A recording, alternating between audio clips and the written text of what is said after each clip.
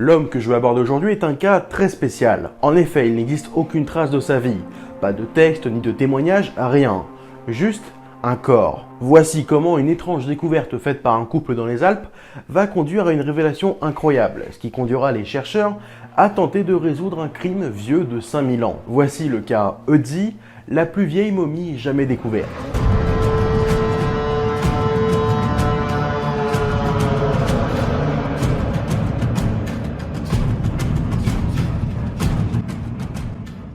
Nous sommes le 19 septembre 1991.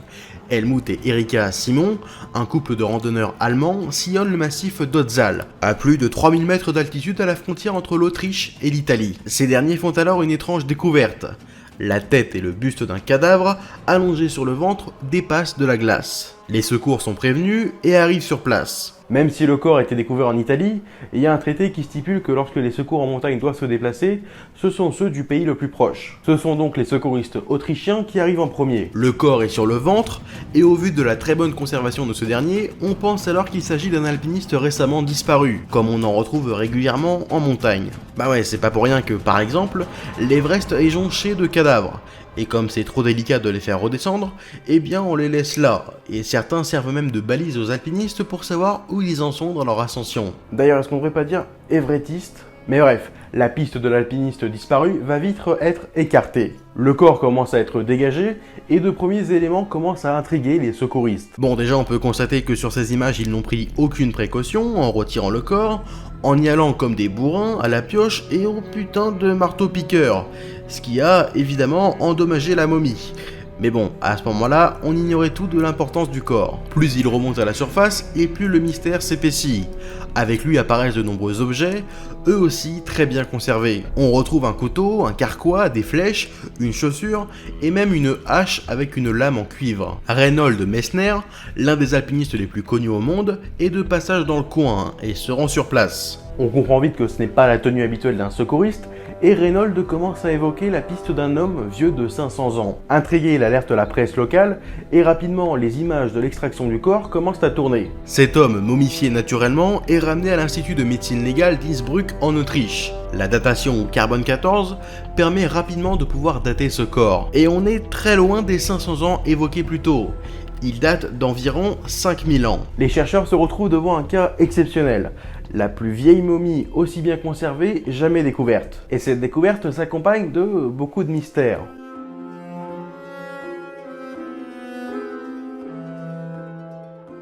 Celui que l'on nomme désormais Ötzi, en référence au massif où il a été découvert, commence à livrer ses premiers secrets. Grâce à la datation, on peut donc savoir qu'il a vécu 50 siècles avant nous, alors à l'époque de l'âge du cuivre, une période du néolithique où l'homme découvre la métallurgie du cuivre, sans déconner. Bon, en gros, on est à la période où les premières cultures se forment, où l'homme se sédentarise et où on commence à cultiver la terre et à faire de l'élevage. Ce qui est déjà en soi une grande découverte, puisque jusque-là on pensait que l'utilisation du cuivre en Europe était arrivée un peu après. Les premières analyses permettent de savoir qu'il mesurait environ 1,57 m, il pesait 50 kg et avait autour de 45 ans au moment de sa mort. Et son ADN nous permet également de savoir qu'il était brun aux yeux marrons. On remarque également de nombreuses blessures et des traces d'usure aux jambes, ce qui tend à prouver qu'il marchait énormément. Et l'absence d'usure aux mains montre qu'il ne travaillait pas la terre. C'était donc peut-être un berger. D'un point de vue santé maintenant, parce que vous allez voir qu'avec un corps aussi bien conservé, on peut presque tout savoir. Côté santé donc, Ötzi ou encore l'homme de Similorn, l'homme de glace ou encore Hibernatus,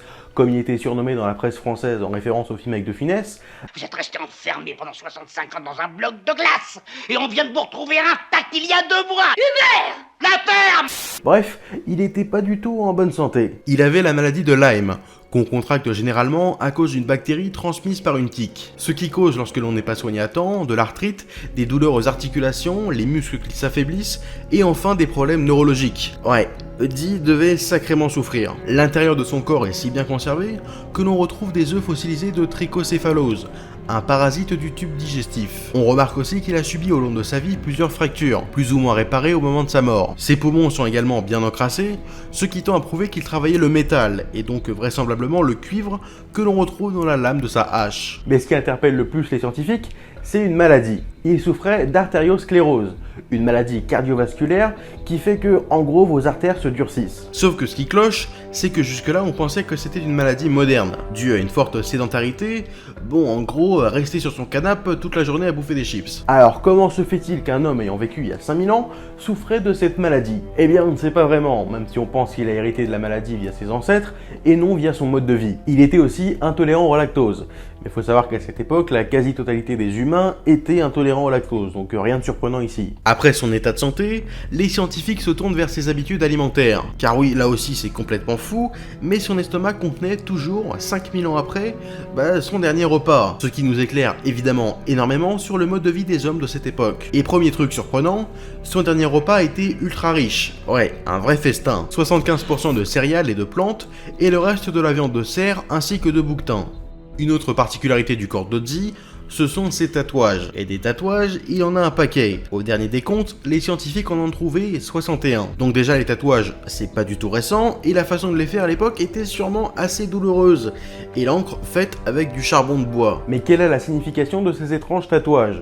Qui sont tous des traits parallèles ou bien des croix? Eh bien, même si au début on a supposé que c'était purement symbolique ou spirituel, on a ensuite compris. Eh bien, tous ces tatouages se situent à des endroits où on a retrouvé des traces de blessures, de coupures, de fractures ou d'arthrose. Eddie pratiquait donc le tatouage thérapeutique. C'est une pratique que l'on retrouve chez de nombreux peuples et qui consiste à se tatouer à des endroits douloureux pour aider à la guérison. Spoil, ça ne marche pas. En dehors du corps en lui-même, on a retrouvé autour de lui plein d'autres objets très intéressants et qui nous permettent de mieux comprendre qui il était. On a donc récupéré une tenue presque complète, composée d'un manteau en cuir, d'un pagne en peau de mouton, des jambières, d'une ceinture, d'un bonnet en fourrure d'ours et des chaussures. On a retrouvé également de nombreuses sacoches et une hotte avec dedans de nombreuses herbes médicinales. D'ailleurs, ces chaussures en peau de chèvre fourrées avec de la paille ont été reproduites et ont été testées par des alpinistes chevronnés qui ont tous affirmé qu'elles étaient très efficaces face au froid et même étonnamment confortables. Et à côté de ça, on retrouve un carquois avec 14 flèches, mais seulement 2 sont prêtes à être utilisées. L'arc qui va avec, un couteau en silex avec son fourreau, 2 récipients cylindriques et la fameuse hache en cuivre que j'ai évoquée juste avant, qui semble indiquer que peut-être Ötzi était un personnage important au sein de sa communauté. Mais on va voir ça juste un peu après. Avant ça, on pourrait s'interroger sur comment un corps est parvenu jusqu'à nous, aussi bien conservé 50 siècles après. Oui, il tire un peu la gueule, mais pour un mec mort il y a 5000 ans, il est, je sais pas si on peut dire ça comme ça, mais presque comme neuf.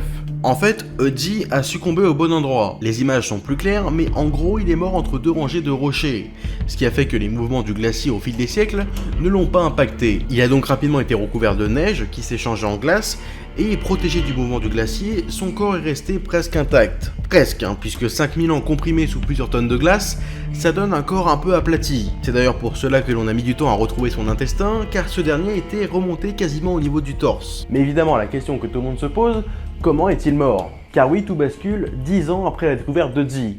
Un nouveau scanner est pratiqué, et alors on va faire une découverte qui risque de tout remettre en question.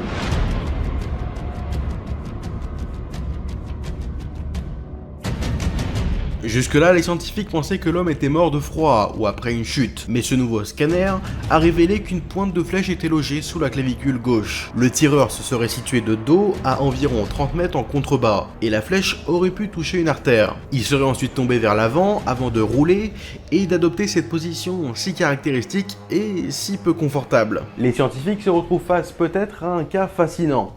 Un meurtre commis il y a 5000 ans. Et si c'est bien un meurtre, on privilégie la thèse de l'embuscade.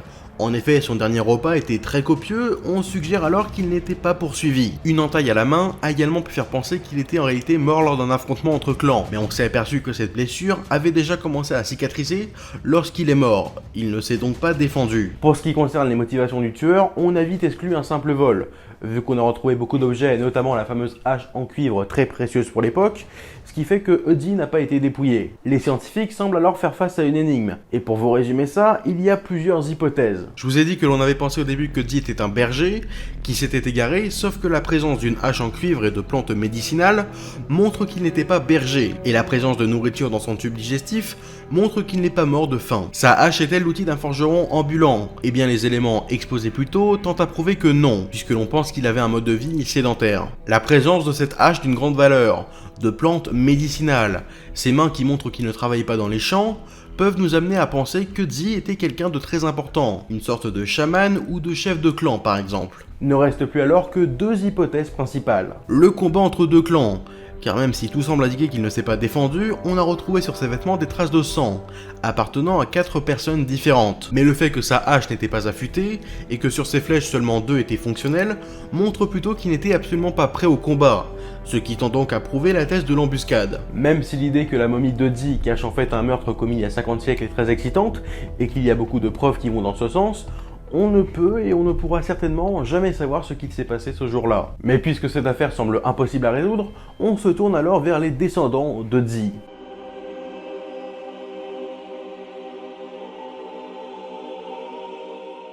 Enfin, descendants, disons ceux qui partagent le plus de points communs génétiques avec lui. Et alors que l'on s'attendait à une similitude avec le nord de l'Italie, là où on l'a retrouvé, en fait, son ADN se retrouve en majorité chez les habitants actuels de la Sardaigne. Oui, cette petite île au sud de la Corse. En fait, les brassages génétiques au fil des siècles ont fait peu à peu disparaître les particularités de l'ADN de Zi. Mais comme la Sardaigne est une île, eh bien ça fait que c'est l'un des rares endroits en Europe où les mélanges furent rares. Il y a encore beaucoup de choses à dire sur Zi, notamment par exemple la fameuse malédiction qui l'entoure. Ouais, un peu comme on a avec les momies égyptiennes, eh bien Zi a lui aussi le droit à sa malédiction. En effet, beaucoup de gens présents lors de l'extraction du corps sont morts dans des conditions tragiques. Tenez par exemple Helmut Simon, qui fait partie avec sa femme des tout premiers à avoir trouvé le corps, meurt quelques années après lors d'une randonnée en montagne. Mais bon, comme on dit, la corrélation n'implique pas la causalité, ce sont juste très certainement des coïncidences. Mais même si certains mystères continuent de l'entourer, Zi reste une mine d'or. Il est un cas exceptionnel, et qui a permis de faire avancer considérablement la compréhension que l'on a du mode de vie de nos ancêtres. Et c'est assez fou d'imaginer que l'on a en notre possession